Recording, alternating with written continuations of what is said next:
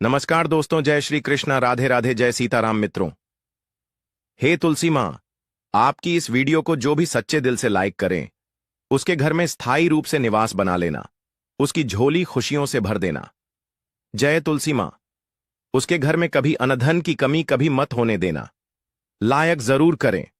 तुलसी मां को जल देते समय बोलने चाहिए ये 3 शब्द, सभी मनोकामनाएं पूर्ण हो जाती हैं।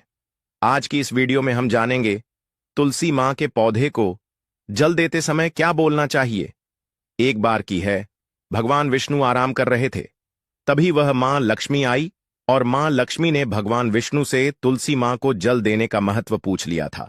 तब भगवान विष्णु ने उन्हें उसका महत्व सुना दिया था। आगे देवी मां लक्ष्मी कहती हैं, हे स्वामी, आपने मुझे तुलसी मां को जल देने का महत्व तो बता दिया है, किंतु अब मेरे मन में यह जानने की जिज्ञासा हो रही है कि तुलसी मां को जल कैसे देना चाहिए।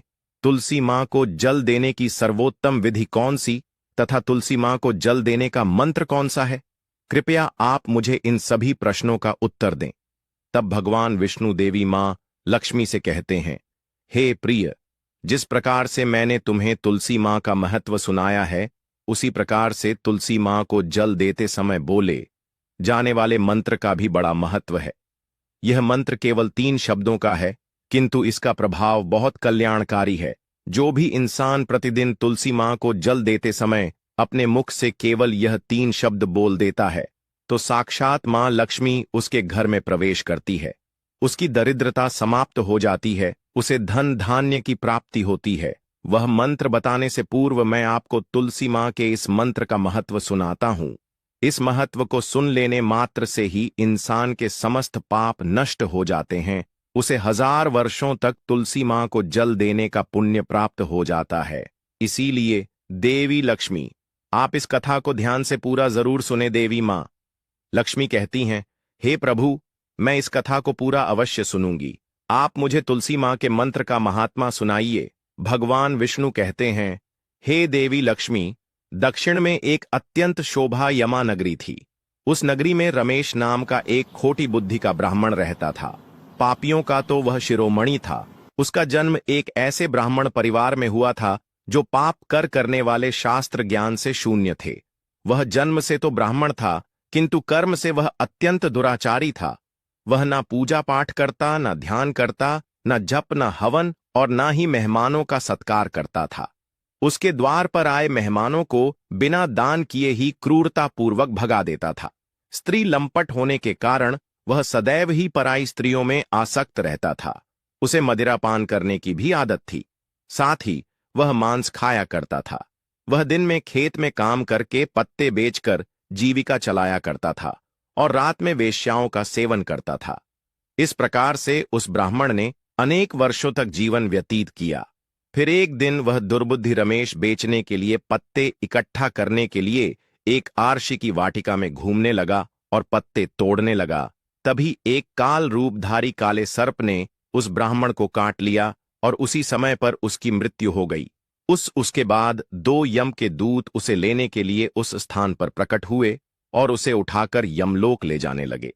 मार्ग में वह यमदूतों के सामने बहुत विलाप करने लगा, हे दूतों, मुझे कहां ले जा रहे हो? मुझे छोड़ दो, मेरे प्राण बख्श दो। किंतु यमदूत उसे यह कहते हुए ले जाने लगे, अरे दुष्ट ब्राह्मण, तेरे पाप कर्मों के कारण तुझे सांप ने काट लिया है।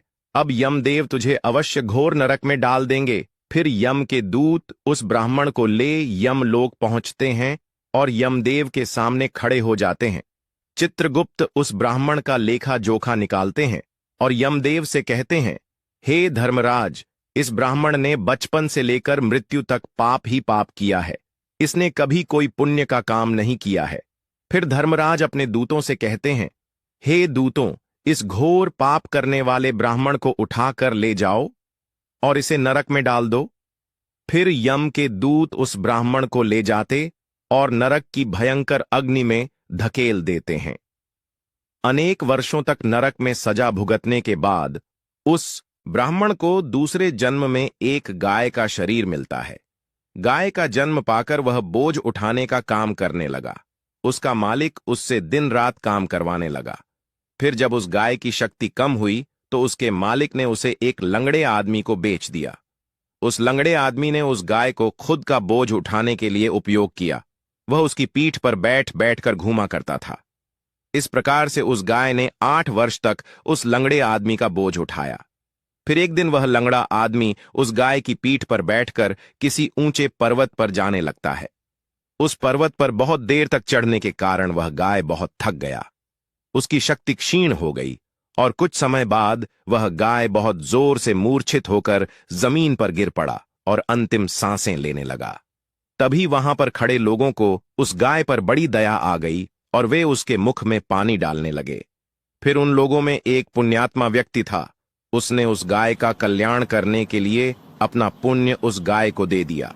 उसे देखकर अन्य लोगों ने भी अपना अपना पुण्य याद करके कुछ पुण्य उस गाय को दे दिया ताकि उसे मुक्ति मिल सके। उसी भीड़ में एक वैश्या भी खड़ी हुई थी। सभी लोग अपना पुण्य उस गाय को दे रहे थे। यह देखकर उस वैश्या ने भी अपना पुण्य उस गाय को दे दिया।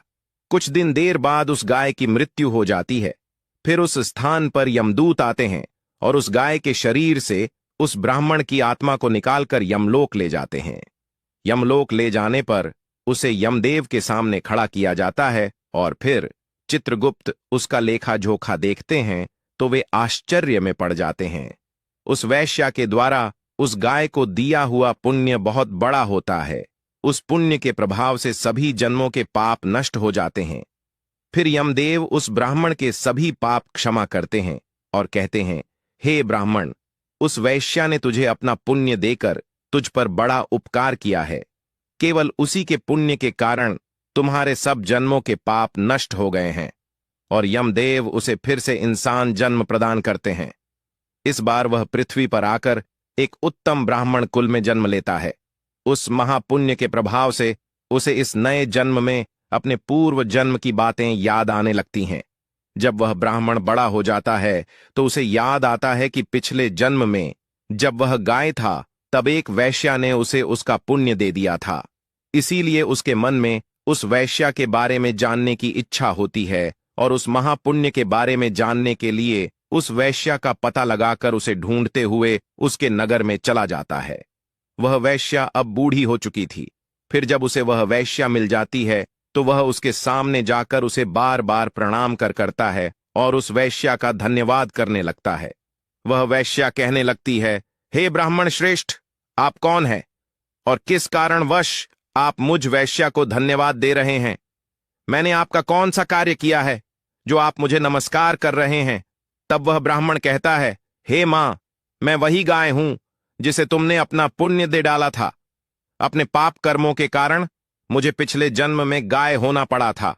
उस पर्वत पर जब मैं मर रहा था तो तुमने मुझे अपना पुण्य दिया था। तुम्हारे पुण्य के प्रभाव से ही आज मुझे फिर से इंसान जन्म मिला है। तुम्हारे द्वारा दिए गए उसी पुण्य के कारण मुझे अपने पूर्व जन्म की सारी बातें याद है। किंतु हे मां, मैं आज यहां पर यह जानने के लिए आया हूं कि तुमने मुझे उस समय पर अपना कौन सा पुण्य दिया था जिस कारण से मेरे सभी जन्मों के पाप नष्ट हो चुके हैं। मैं उस पुण्य के बारे में जानना चाहता हूं। तब वैश्या ने कहा, हे ब्राह्मण श्रेष्ठ, मैंने तो अपने जीवन में कोई पुण्य के काम नहीं किए हैं, किंतु मेरे घर में एक तोता है जो पिंजरे में रहकर हमेशा कुछ बोलता रहता है, जिसे सुनकर मेरा अंतकरण पवित्र हो गया है। उसी तोते के द्वारा बोले गए मंत्र का पुण्य मैंने तुम्हें दान में दिया था। फिर वह वैश्य और वह ब्राह्मण उस तोते के पास जाते हैं और उसे पूछने लगते हैं, हे शुक, तुम कौन सा मंत्र बोलते रहते हो जिससे हमारे जीवन का उद्धार हुआ है? यह मंत्र तुम्हें किसने सिखाया और इस मंत्र का क्या अर्थ होता है? तब उस तोते ने अपने पूर्व जन्म का वृतांत सुनाना आरंभ किया। वह तोता कहने लगा, हे ब्राह्मण श्रेष्ठ, पिछले जन्म में मैं एक ब्राह्मण था। मैं अपने ज्ञान के अहंकार में अंधा हो चुका था। मैंने कभी गुरुजनों का आदर नहीं किया, सदैव ही उनका अपमान किया। मुझे अपने ज्ञान पर इतना अधिक घमंड हो गया था कि जिस कारण से मेरा क्रोध बहुत अधिक बढ़ गया और मैं सभी से द्वेष करने लगा। अन्य मनुष्यों को तुच्छ समझने लगा। विद्वानों का भरी सभा में अपमान करने लगा। फिर कालांतर में मेरी मृत्यु हो गई और मुझे यमलोक ले जाया गया। पूज्य जनों और गुरुजनों का अपमान करने के कारण मुझे तोते के कुल में डाल दिया गया और मेरा जन्म एक तोते के रूप में हो गया। मेरे पाप कर्मों के कारण छोटी अवस्था में ही मेरा अपने माता पिता से हो गया। फिर मैं पेड़ की डाल पर बैठकर रो रहा था, तो उसी स्थान से कुछ मुनि जा रहे थे। उन्होंने मेरी दयनीय पुकार सुनी और मुझे लेकर अपने आश्रम में चले गए। वहां उस आश्रम पर उन्होंने मुझे एक सुंदर पिंजरे में रखा और मेरा अच्छी तरह से ख्याल रखा। वे मुझे प्रतिदिन भोजन दिया करते थे और पढ़ाते थे। उस स्थान पर वे आश्य मुनि, उनकी स्त्रियां और बालक सभी प्रतिदिन तुलसी मां के पौधे को जल देते थे और उसके सामने एक मंत्र का जाप करते थे। उन्हीं के मुख बार बार उस मंत्र को सुनकर मैंने उसे रट लिया और तभी से मैं उस मंत्र को जान गया हूं और वही मंत्र मैं दिन रात बोलता हूं। उस मंत्र के प्रभाव से मेरी कभी मृत्यु नहीं हुई और मेरी आयु 100 वर्ष की हो गई और मैं इतने वर्षों तक जीवित रहा। इसी बीच एक रात को एक चोर उस स्थान पर आ गया और उसने मुझे वहां से चुरा लिया और फिर इस वेश्या ने मुझे उस चोर से खरीद लिया। इस वेश्या के घर पर आने के बाद भी मैं उस मंत्र को बोलता रहता था, जिसे सुनकर इस वेश्या का मन भी पवित्र हो गया और ने वेश्या का काम छोड़कर भगवान विष्णु की भक्ति करने लगी। उसी मंत्र के प्रभाव से मेरे पूर्व जन्मों के सभी पाप नष्ट हो गए और उसी मंत्र के प्रभाव से इस वेश्या का भी अंतकरण पवित्र हो गया। हे ब्राह्मण देवता, उसी मंत्र के पुण्य से आप भी पाप मुक्त हो गए हैं। इस प्रकार से तोते ने उस ब्राह्मण को और उस वैश्या को सारा वृतांत सुना दिया, जिसे सुनकर वह ब्राह्मण और वैश्या दोनों ही अत्यंत प्रसन्न हुए और फिर वे दोनों ही प्रतिदिन तुलसी मां को जल देकर उस मंत्र का जाप करने लगे। फिर वहता वैश्या और वह ब्राह्मण तीनों उस मंत्र के प्रभाव से दिव्य विमानों में बैठकर विष्णु लोक को चले गए।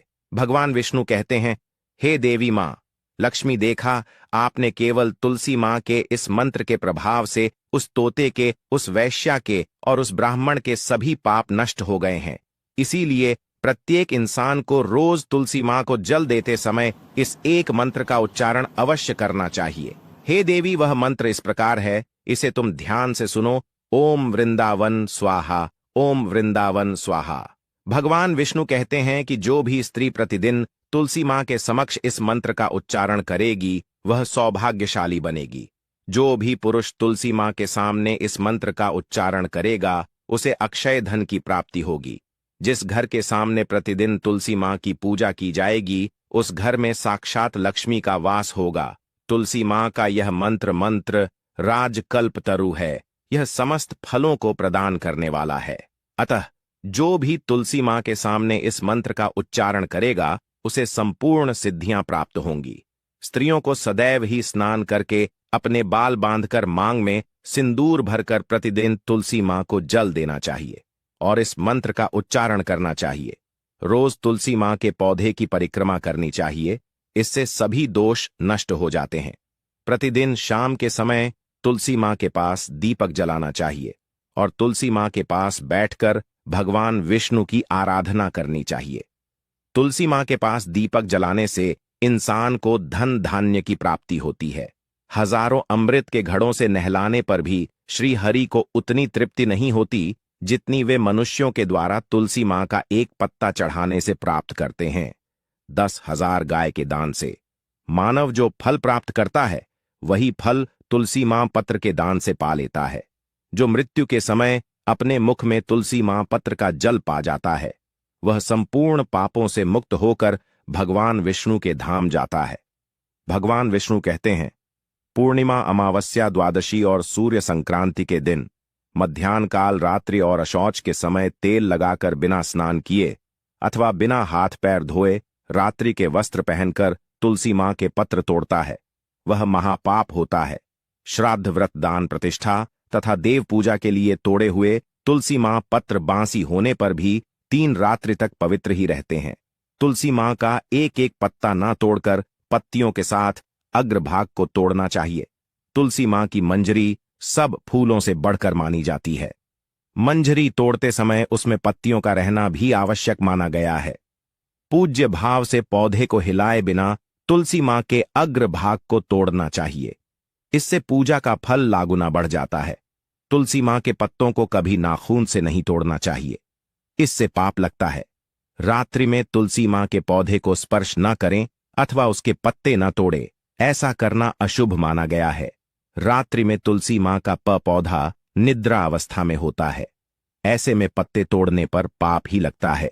गुरुवार के दिन तुलसी मां के पौधे में थोड़ा सा कच्चा दूध अर्पित करें। दूध चढ़ाते समय ओम नमो भगवते वासुदेवाय नमः इस मंत्र का जाप अवश्य करना चाहिए। तुलसी मां के पौधे के पास शालिग्राम रखें और उस पर तिल चढ़ाए। पूजा में तुलसी मां और शालिग्राम को दूध में भीगी हल्दी का तिलक अवश्य करें। शालिग्राम पर तुलसी मां पत्र रख चंदन लगाना चाहिए। अगर कोई महिला मासिक धर्म से है तो वह तुलसी मां की पूजा ना करें। मासिक धर्म के दौरान तुलसी मां को स्पर्श करने से गौर पाप लगता है, इससे स्त्री की दुर्गति होती है। तो भक्तों, इस प्रकार से भगवान विष्णु ने देवी मां लक्ष्मी को तुलसी मां को जल देने के मंत्र का महत्व सुनाया है। यह कथा आपको कैसी लगी कमेंट करके अवश्य बताएं। अगर यह जानकारी अच्छी लगी तो वीडियो को लाइक जरूर करें। भक्तों, अगर आप मां लक्ष्मी को अपने घर लाना चाहते हैं तो कमेंट बॉक्स में लिखें, जय माता लक्ष्मी। आपका हमारे घर में स्वागत है। आप हमारे घर में सदा सर्व